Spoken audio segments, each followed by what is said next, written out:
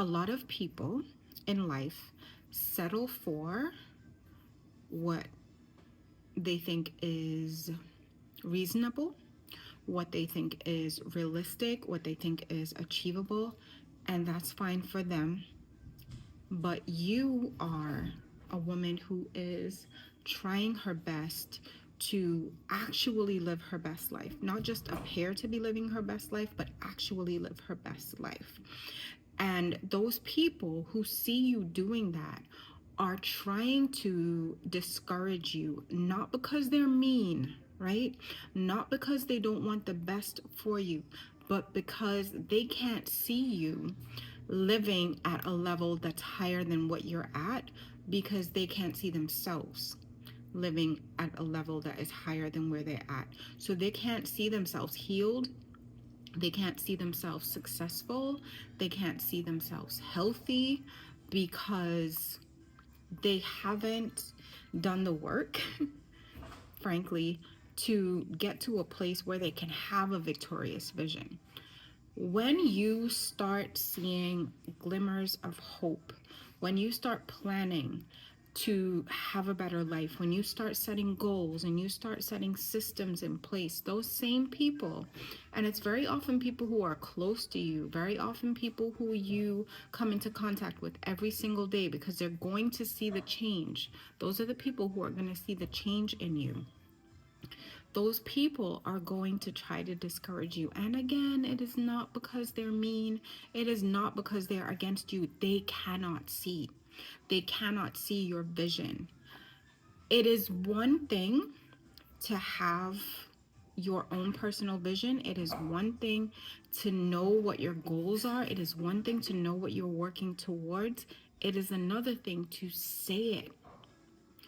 And when I talk to women about the A-list assignment, one of the things that we talk about is articulating your dream. This doesn't mean that you go around telling everyone every single thing that you're planning to do and every single thing that you're working towards, but you need to develop a visionary vocabulary.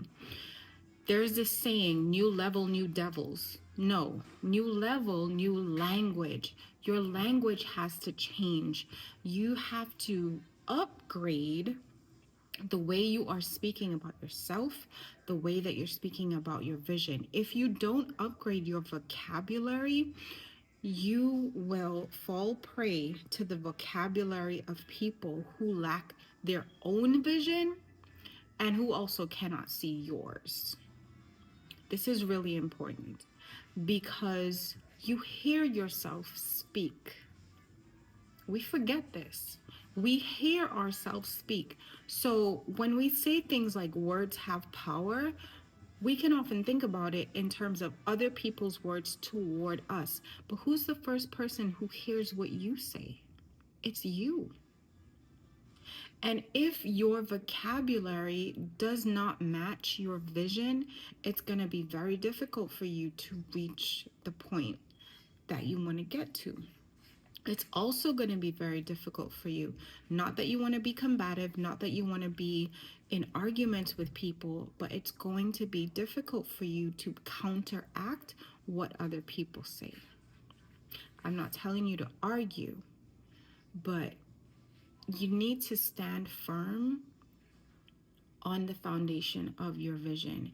And what you say can't waffle back and forth. It has to match what you are working towards. If you find yourself dumbing down and just not speaking around certain people because of their view of your vision, then you are allowing them to color, to discolor your thoughts, your dreams, your plans.